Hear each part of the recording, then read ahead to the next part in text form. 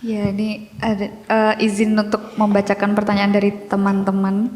Wih, kelihatannya serius banget sih Dek. Suaramu dengan nyanyi sama Iya, saja. soalnya ini panjang sekali tulisannya, jadi harus. Oke. Oke. Assalamualaikum Ustadz. Waalaikumsalam Dek. Saya mau bertanya terkait judi online yang kebetulan kedua teman saya menjadi pelaku dan korbannya. Suami mana? Iki temanya kodam. Kenapa pertanyaannya judi online? Saya cuma membacakan ya. Iya, aku tahu. Aku nggak mau nyalahin dengan. Ini tentang kodam. Kenapa sih yang ditanyakan tentang judi online? Why? Mungkin- Apakah dia tuh minta di pohon beringin atau pohon jambu, pohon jati untuk judi online-nya menang? Bisa lanjutkan jadi, yuk. jadi. Aku mulai penasaran nih. Nanti Kang Aisyah ada fikirnya ini, coba. Iya. Suami main, istri jadi korbannya. Tentu sang istri marah besar dan keluarga istri juga mendesak pisah. Weh, wong itu endi? Cocok gitu nih. Hal ini sudah berulang seingat saya 3 atau 4 kali. Yang membuat saya pribadi sayangkan adalah nafkah yang diberikan kepada istri jadi ada yang tidak sampai. Karena suami memilih memutar uangnya ke judi online tersebut.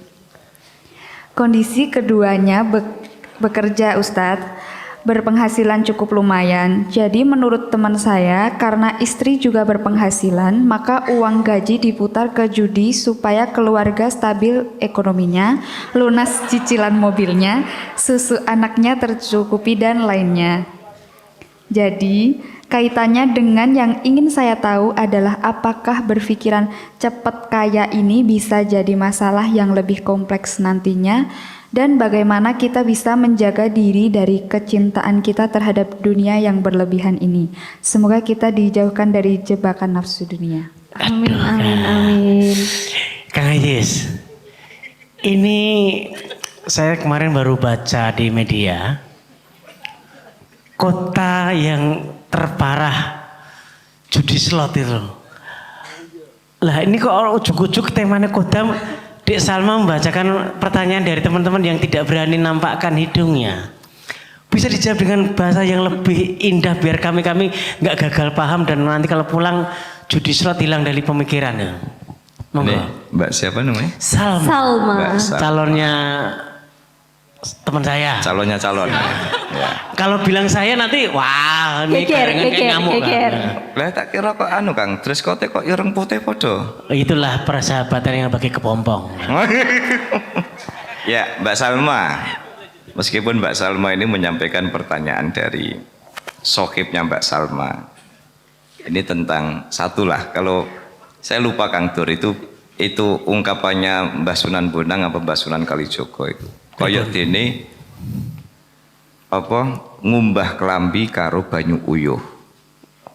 Mencuci baju dengan air kencing. Apa artinya? Yo niatnya pengen kaya, nutup KPR, nutup kreditan motor, ya kan? Tapi kemudian memilih jalur judi. Kan jelas tidak boleh. Ya kan?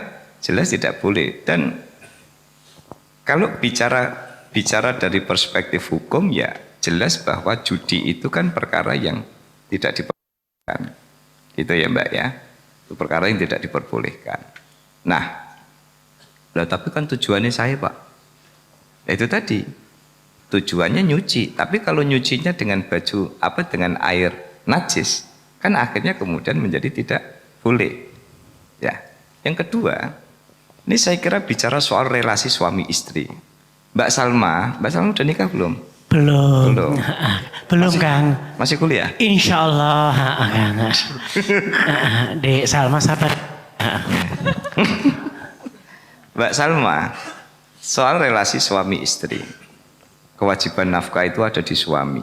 Makanya kan sampai di dalam fikih itu ada yang mengatakan wanita karir, punya penghasilan, punya aset, tidak ada kewajiban dia melaporkan ke suami, ya kan?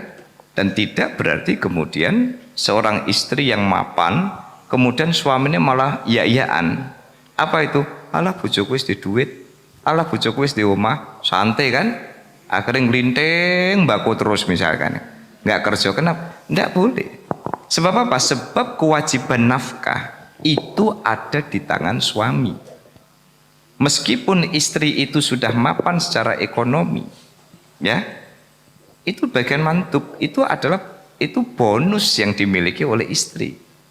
Makanya kan sampai ada yang memberikan hukum yang ekstrim itu. Mbak Salma misalkan, Mbak Salma itu kalau lihat terawangannya katanya perempuan mapan ya kan. Insya Allah.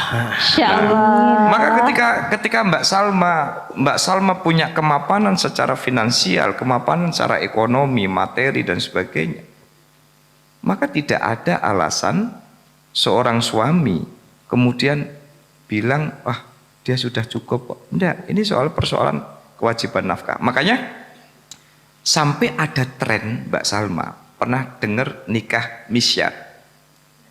Nikah misyar itu nikah dengan dil-dilan. Biasanya orang nikah lagi, ya, seorang suami nikah dengan wanita karir yang mapan, tapi dengan apa? Dengan kesepakatan, satu, aku nikah hono mas, sampean ora kudu nafkahi aku. Apa? Biasa. Jatuh sendiri? Bapak enak kalau. Oh. Ya, jadi sampai Mbak, ada itu, ya, ulama-ulama itu kemudian kenapa mengharamkan nikah misyar? Karena itu nikah, ini prakteknya banyak Mbak terjadi. Suami pengen nikah lagi dengan alasan kebutuhan biologis dan sebagainya. Lalu istri yang kedua itu sengaja dicari perempuan yang mapan. Sehingga apa? Si suami ini dan si istri kedua ini kemudian sudah dil-dilan, sampean tidak kudu ngongkosi aku, sampean tidak harus memberikan saya rumah, sampean tidak perlu memikirkan kebutuhanku, aku wis mapan. Tapi kita pengen sebagai suami istri, sampean sama suami istri pertama yo tetap jalan, tapi mbak aku yo tetap jalan, cuman dengan dil-dilan yang kayak tadi itu. Ya, maka Mbak Salma, ya, maka kalau dalam cerita ini sebenarnya bagaimana mempertahankan pernikahan itu? Mbak Salma, di mana letak adilnya Islam? Cerai itu ada di tangan suami. Tetapi istri juga diberikan wewenang untuk menggugat cerai ketika hak dan kewajiban tidak. Makanya ada namanya tolak khulu, tolak tebus. Loh, kan kadang kalau dipahami sepotong saja, itu kan bilangnya begini, Islam gitu itu, mosok sing lanang oleh nyerai, boleh menceraikan, tapi yang istri tidak boleh menceraikan. Jangan lupa, istri boleh dan punya hak untuk menggugat cerai.